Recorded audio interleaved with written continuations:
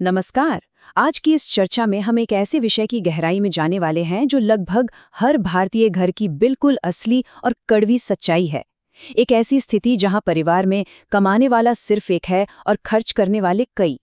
आज के इस विश्लेषण में हम समझेंगे कि कैसे एक मिडिल क्लास परिवार भारी वित्तीय और भावनात्मक दबाव के उस चक्र में फंस जाता है जिसे मिडिल क्लास ट्रैप कहा जाता है।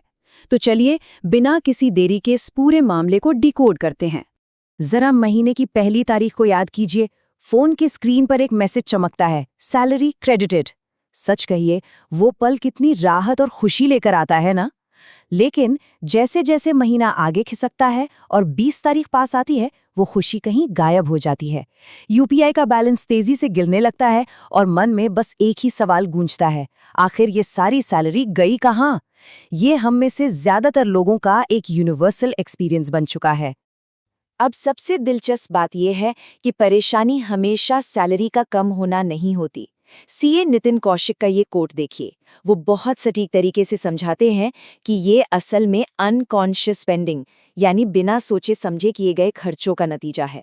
महीने की कमाई भले ही 80,000 हो या फिर 2 लाख, अगर एक सही सिस्टम नहीं है तो पैसा उम्मीद से भी ज्यादा तेजी से हवा हो जाएगा। तो असली मुद्दा इनकम की कमी नहीं बल्कि मैनेजमेंट की कमी है। आइए अब इस पहले हिस्से की ओर बढ़ते हैं, द मिडिल क्लास ट्रैप और रियल सिनेरियो। देखते हैं कि ये ट्रैप असल जिंदगी में काम कैसे करता है और हम कैसे इसमें फंसते हैं। इस 20 दिन के टाइमलाइन को जरा गौर से देखिए। मान लेते हैं एक आम इंसान है अमन, जो महीने के 50,000 रुपए कमाता है। पहले दिन अकाउंट में सैलरी आती है। 5वें दिन तक कार, घर या फोन की ईएमआई कट जाती है। 15वें दिन तक आते आते ऑफिस जाने के लिए रोज का 200-300 रुपए का कैब का खर्च और फूड डिलीवरी ऐप्स का बिल भारी पड़ने लगता है। और नतीजा, 20वें दिन तक अमन का बैंक अकाउंट लगभग खाली। ये सिर्फ किसी एक अमन की कहानी नहीं है, बल्कि एक बहुत बड़ा मिडिल क्लास पैटर्न है। और ध्यान रहे, इस वित्तीय दबाव के साथ एक बहुत भारी भावनात्मक दबाव भी जुड़ा होता है। इस तस्वीर और सैंडविच जनरेशन के डेटा पर नजर डालें। ये वो जनरेशन है जो एक ही समय में अपने बूढ़े माता पिता की देखभाल कर रही है और साथ ही अपने छोटे बच्चों का भविष्य भी संवार रही है। आंकड़े बताते हैं कि लगभग 69.8% लोग ऑब्जेक्टिव बर्डन महसूस करते हैं और 65.9% गंभीर मेंटल स्ट्रेस के शिकार हैं। यानी पैसा तो कम पड़ ही रहा है, जिम्मेदारियों का बोझ सुकून भी छीन रहा है।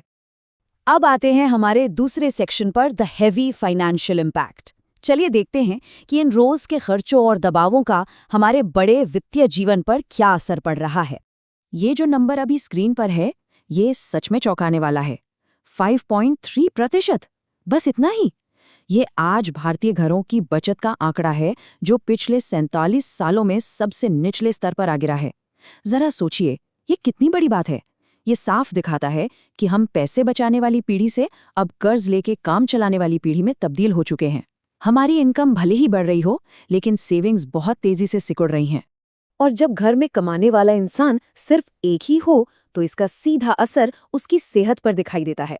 डेटा के अनुसार, जब पुरुष परिवार के इकलौते कमाने वाले होते हैं, तो समाज की अपेक्षाओं और वित्तीय तनाव के कारण उनके मनोवैज्ञानिक कल्याण यानी साइकोलॉजिकल वेलबींग में 5% की और हेल्थ स्कोर्स में 3.5% की भारी गिरावट आती है।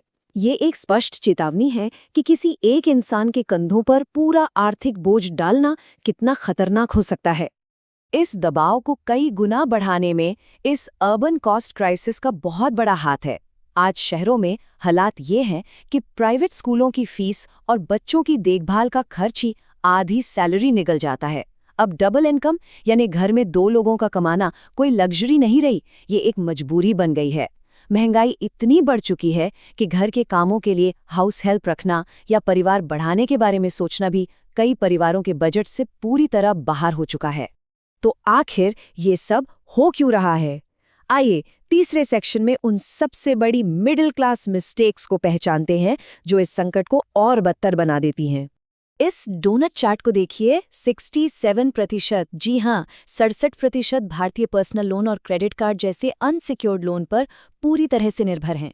ऐसा लगता है जैसे ईएमआई और क्रेडिट कार्ड अब मिडिल क्लास परिवारों के नए जीवन साथी बन चुके हैं। हम अपनी असली इनकम से नहीं, बल्कि उधारी की क्रेडिट लिमिट से अपना लाइफस्टाइल तय करने लगे हैं। और सच कहिए तो ये एक बहुत ही खतरनाक ट्रेंड है। इस खतरनाक ट्रेंड की जड़ में है ये कमाओ, खाओ और उड़ाओ वाली मानसिकता। क्या हम जानते हैं कि आजकल लगातार बाहर से खाना मंगाने की वजह से एक औसत भारतीय का महीने का खाने पीने का खर्च लगभग 26,000 रुपए तक पहुंच गया है?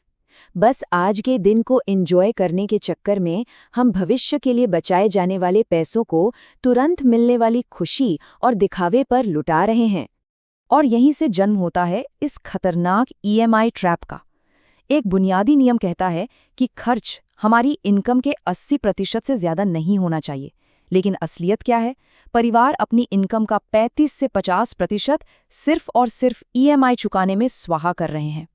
अगर तकनीकी रूप से देखा जाए तो हम अपने परिवार की संपत्ति नहीं बना रहे, बल्कि हम सिर्फ लोन कंपनियों के लिए काम कर रहे हैं। ये एक ऐसा कर्ज का चक्र है जो कभी खत्म ही नहीं होता। लेकिन रुकिए, सब कुछ खत्म नहीं हुआ है। इस चौथे सेक्शन में हम निराशा से बाहर निकलकर कुछ बहुत ही स्मार्ट वेल्थ हैंडलिंग स्ट्रैटेजीज के बारे में बात करेंगे जो गेम पलट सकती हैं। तो ये रहा हमारा मिडिल क्लास ब्लूप्रिंट। इसके 3 मुख्य कदम हैं। पहला, एकदम कड़क बजटिंग। एक रुपए का हिसाब होना चाहिए कि पैसा कहाँ जा रहा है। दूसरा, परिवार में कमाने वाले सदस्यों की संख्या बढ़ाना ताकि अच्छी शिक्षा और बेहतर जिंदगी बिना कर्ज के मिल सके। और तीसरा, जो सबसे अहम है, एसआईपी के जरिए अपने इन्वेस्टमेंट्स को ऑटोमेट करना। मतलब सैलरी अकाउंट में आते ही पहला हिस्सा सीधे निवेश में जाना चाहिए, खर्चे में नहीं। अब सवाल आता है कि इन्वेस्ट करें तो कहाँ करें? इसके लिए इस टेबल में दिए 100 - एज रूल को समझना बहुत जरूरी है। बहुत ही सिंपल है। जो भी उम्र है उसे 100 से घटा दें। जो नंबर आएगा उतना प्रतिशत पैसा इक्विटी या शेयर बाजार में जाना चाहिए। जैसे अगर उम्र 25 से 35 साल है तो थोड़ा रिस्क लिया जा सकता है, इसलिए 70 से 75% पैसा इक्विटी में और बाकी का हिस्सा सुरक्षित जगहों पर होना चाहिए। जैसे जैसे उम्र बढ़ेगी ये रिस्क कम करते जाना है। और अगर सुरक्षित निवेश की बात करें तो इस टेबल में दिए गए स्मार्ट गवर्नमेंट बैक्ड एसेट्स बेहतरीन है। पीपीएफ एक बहुत ही सेफ ऑप्शन है जो 7.1% का टैक्स फ्री रिटर्न देता है। एनपीएस ना सिर्फ बाजार के हिसाब से 10 से 12% रिटर्न दे सकता है, बल्कि इससे शानदार एक्स्ट्रा टैक्स बेनिफिट भी मिलता है। और अगर गोल्ड में पैसा लगाना है तो सॉवरेन गोल्ड बॉन्ड्स सबसे बेस्ट हैं। सोने के बढ़ते रेट के साथ साथ ये 2.5% का पक्का सालाना ब्याज भी देते हैं।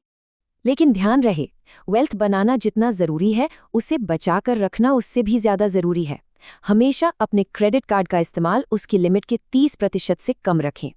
सबसे पहले उन लोन्स को चुकाकर खत्म करें जिन पर बहुत भारी ब्याज लग रहा है। 3 से 6 महीने के खर्चों के बराबर एक इमरजेंसी फंड आज ही बनाएं। और सबसे बड़ी बात, परिवार के लिए टर्म और हेल्थ इंश्योरेंस जरूर लें, क्योंकि एक छोटी सी मेडिकल इमरजेंसी सालों की मेहनत और बचत को रातों रात स्वाहा कर सकती है। अब हम इस चर्चा के बिल्कुल आखिरी और 5वें पड़ाव पर आ गए हैं, ब्रेकिंग द फाइनेंशियल साइकिल। देखते हैं कि इस चक्रव्यूह को फाइनली कैसे तोड़ा जाए। इस बात को हमेशा हमेशा के लिए याद कर लेना चाहिए। संपत्ति सिर्फ एक भारी भरकम सैलरी से नहीं, बल्कि सही मैनेजमेंट और निरंतरता से बनती है। फ्यूचर की सिक्योरिटी इस बात से तय नहीं होती कि हमारी इनकम कितनी है, बल्कि इस बात से तय होती है कि जो भी इनकम है हम उसे कितनी समझदारी और अनुशासन के साथ मैनेज कर रहे हैं। तो इस चर्चा को हम एक बहुत ही पावरफुल सवाल के साथ खत्म करेंगे। अगली बार जब महीने की शुरुआत में फोन पर वो सैलरी क्रेडिटेड का मैसेज बजेगा, तो क्या वो नई सैलरी एक बेहतर भविष्य बनाने के काम आएगी, या फिर सिर्फ पिछले महीने के छोड़े हुए बिलों और ईएमआई को चुकाने में ही खत्म हो जाएगी? इसका चुनाव पूरी तरह से हमारे अपने हाथों में है। इस विश्लेषण में हमारे साथ गहराई तक जाने के लिए आपका बहुत बहुत धन्यवाद।